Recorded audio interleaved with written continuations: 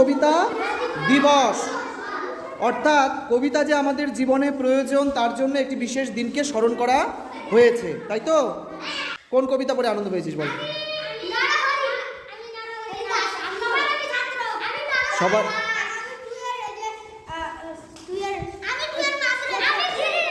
একজন করে শুনি বল। টুয়ের